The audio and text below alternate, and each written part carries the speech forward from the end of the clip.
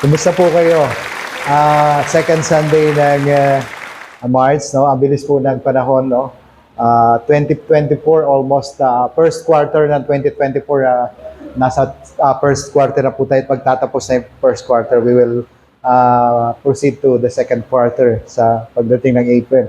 So, napakabilis ng panahon. Tama po yung kanina sa mga testimony ng ating po mga nagpatutuo na pagka tayo po'y dumadating doon sa panahon na minsan nagkakaroon tayo ng sakit o karamdaman, ay nare-realize natin yung kahalagahan ng buhay. And sometimes na ating pong nakikita na ang buhay ay mahalaga at ang buhay ay dapat pinagyayaman at dapat ang purpose nito ay ginagamit sang-ayon doon sa purpose na inilagay po ng Panginoon sa buhay na yan. Yun. So marami po tayong realization na kung kailang dumarating na tayo doon sa ating, yung ripe age, saka natin nare-realize ang kahalagahan ng buhay. At ito po'y hamon sa mga kabataan na dapat ating pong ma-realize yun, makita po natin yung halaga ng buhay na hindi na kayo aabot doon sa aming level ng edad namin, na sa inyong edad pa lamang ay ma-realize na natin na buhay, life is important, life is precious, and life is a gift from God. So, ngayon pong hapong ito, tayo po ay dadako sa pangalawang topic natin sa ating pong series for this month. Ano nga po yung series natin? Our series is Win Souls and Make Disciples. Pakiulit nga po, Win Souls and Make Disciples. Ayan, sabay-sabay po. Win Souls and Make Disciples. Ayan. So, ngayon po ay dadako tayo sa pangalawang topic natin, and my title today is Ordained to Go and Bear Fruits. Ordained to go and bear fruits. Itinalaga upang humayo at magbunga. Our key verse is in the Gospel of John chapter 15 and verse 16. This is only a single verse from the Gospel of John chapter 15, verse 16. So basahin po natin. Sabi po doon, "You did not choose me, but I chose you and appointed you so that you might go and bear fruit, fruit that will last, and so that whatever you ask in my name, the Father will give you." Ulitin ko po, John chapter 15, verse 16. "You did not choose me, but I chose you and appointed you so that you might go and bear fruit, fruit that will last, and so that whatever you ask in my name, the Father will give you." Tayo po'y manalangin.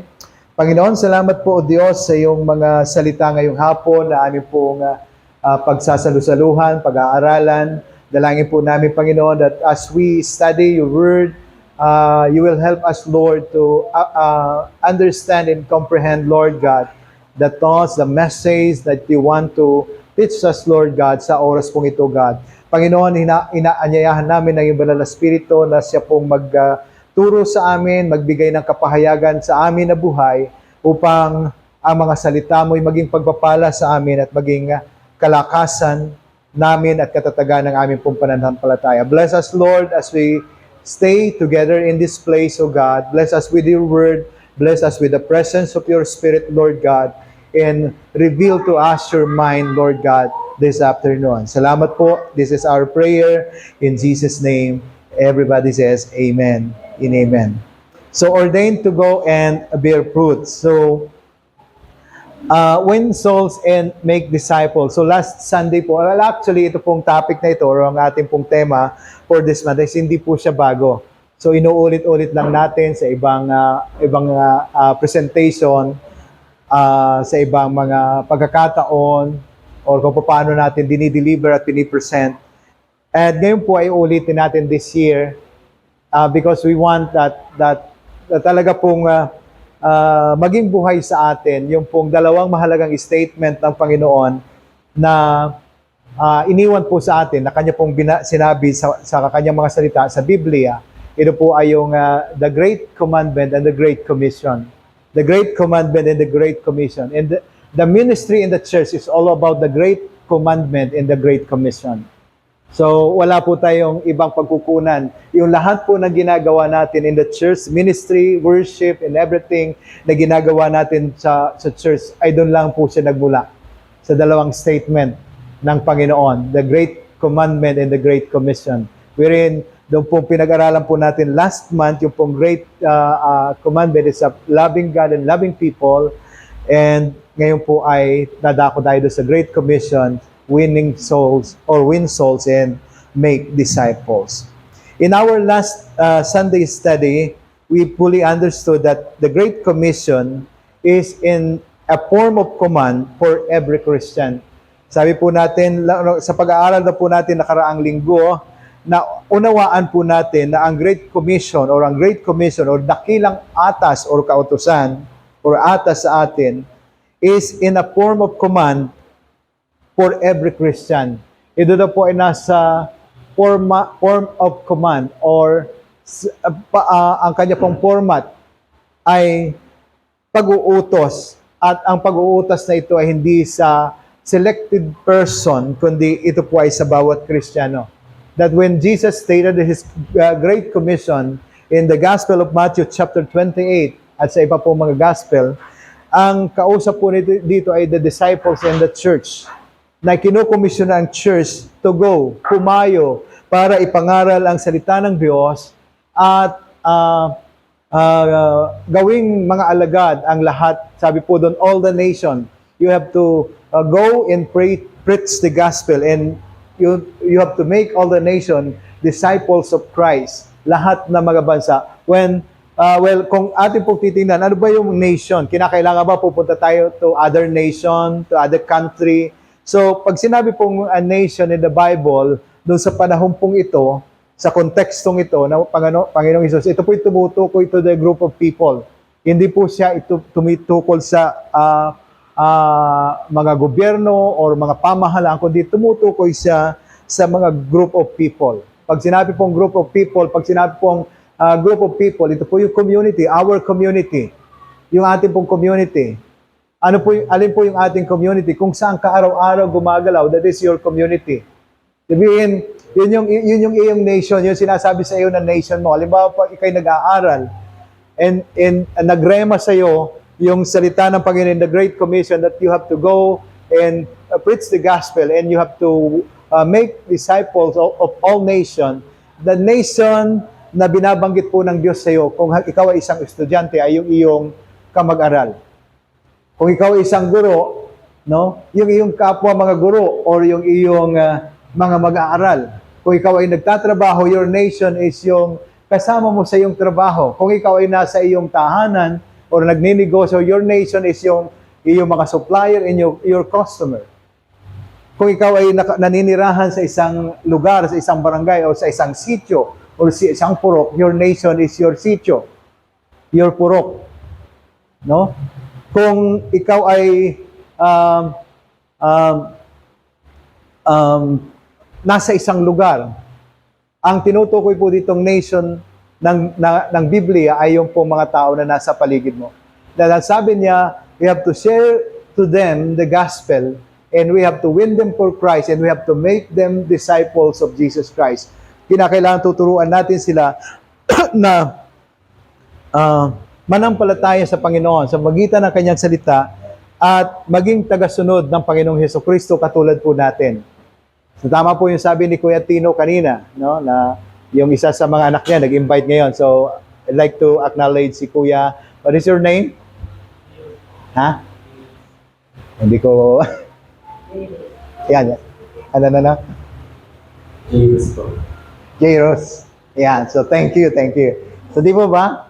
Hindi ko masyado na but yun yung name niya. Pero magkakakilala po tayo. So, nandito siya ngayon because of the invitation of Ate Andrea. Tama? Okay. Because of the invitation of Ate Andrea, nandito siya ngayon. So, yung ba? So, mag-classmate kayo sa isang school. Ano yung school nyo? Amparo High School. Amparo High School is the nation of Andrea. Okay? at ikaw yung isa sa membro ng community ng Amparo High School. Amen? So yun po yung sinasabi ko, na kung tayo mag-aaral, our nation is our school. Malaki yung school natin. Let's say, Amparo High School. Maaari po mga 5,000 yung mag-aaral doon. Ilan po yung nag-aaral sa Amparo High School? Kasi sanay kami kasi doon sa malalaking eskwelahan eh. Doon sa amin kasi sa Justice Palma, 12,000. 12,000 yung mag-aaral doon. Okay? One of the largest population high school in Quezon City in the Philippines, also in the Philippines. Kasi ang number 1 po na pinakamalaking eskwelahan is yung Batasan High School ngayon sa Pilipinas. Okay? In terms of population. And yung sa lugar po namin, yung Justice Palma is isa yata sa among the 10 largest population na high school, junior high school. So, balik po tayo doon sa pinag-usapan po natin. Our nation is the place kung saan po tayo nandun. Yung mga mag-aaral, your school. Laki nung school nyo, sabi ni Ate Andrea or ni Ate Kuya Isap, ang laki nung Amparo High School. It's about 5,000. When you talk about Amparo High School, 5,000.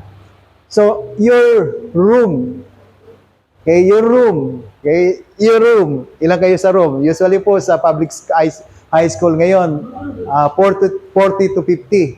Diba? Alam ko wala na nag-over sa 50. Noong time po kasi na-active yung campus ministry natin, 80. Tapos yung isang room, pinaghahati pa, magkatalikuran. 80 dito, 80 sa kabila, that is 160. Isang room. Pero hindi na po ganun ngayon. Okay, that is our nation. Okay? So, yun po yung ating nation. So, naunawa po ba natin, nakukuha ninyo? Yun yung ating nation. Sabi ko nga, kung tayo nagninegosyo, yung ating mga customer, yung ating supplier, in everything, people around us, in our business is our nation. Tayo po doon, win souls and make disciples ay nung in-state ito ni Jesus sa Great Commission, sabi po dito, it is in a form of command for every Christian. So, bawat Kristiyano po ay inaatasan ng Panginoon or inaatasan ng Panginoon, binibigyan ng atas ng Panginoon in this Great Commission that we have to share the gospel and we have to win people for Christ and we have to make them disciples of Jesus Christ. Okay? So, all Christians are mandated to win souls for Christ. Lahat na po ng Kristiyano are mandated to win souls for Christ. Okay? Lahat ng Kristiyano. Pag naging Kristiyano po tayo, we are mandated to win souls. We are mandated to duplicate ourselves to other. Ibig sabihin, kung tayo po ay disipulo ni Kristo, nasa atin ngayon yung atas na tayo din magdisipulo ng kagaya natin na sa bandang huli ay magiging tagasunod din ni Kristo. Okay? Soul winning must be intentional. It must be intentional. Okay? Paano po yung intentional? Ibig sabihin, hindi lang siya by chance. It is not by program or it is not by chance. It should be intentional. Ano po yung intentional? Katulad po ng halimbawa, tayo nag-birthday. No? Pag nag-invite tayo ng bisita sa birthday natin, intentional natin silang ini-invite. The same with soul winning. Kung tayo po ay desire natin mag-soul win, ganoon din po, let's invite people to come to Christ. Di ba? Kaya nating mag-invite sa birthday natin ng ating mga kaibigan. At the same time, kung kaya nating invite sila to attend our birthday party or special occasion in our family, at the same time, kaya din natin sila by the grace of God, na-invite patungo kay Kristo. Tama po ba? Amen po ba? Yes. Amen? Kaya ba natin? Kaya natin mag-invite. Kaya natin mag-invite sa mga special event of our friends, kaya natin siya invite. The same time, kapag naramdaman po natin itong degree ng Great Commission sa buhay natin, kakayanin din natin sa biyaya ng Panginoon na sila ay anyayahan patungo kay Kristo. Ang maganda po dito, meron pangako ang Panginoon that as we do our part in the Great Commission, pangako niya, hindi niya tayo iiwan at pababayaan. Ano pong ibig sabihin? Hindi na tayo iiwan at pababayaan. Ibig sabihin, as you invite people to come to Christ, as you invite people, as you invite your friend, as you invite your community or your nation to come to Christ, ang pangako po niya that He is with you always. Na siya ay laging sasayo. Amen? Sasamahan tayo ng Panginoon. So therefore, kung alam po natin na ang backup natin ay si Jesus Christ, let's ask. Totoo po, mahirap gawin. No? Kulang tayo sa yung burden. Kulang tayo doon sa ating lakas ng loob. Mahirap siyang gawin.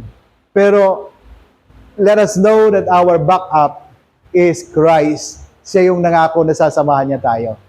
Mahirap siyang gawin. So ano gagawin natin? Magkaroon tayo ng prospect na gusto nating dalhin kay Christ, and at the same time, simulan natin siyang ipanalangin ngayon.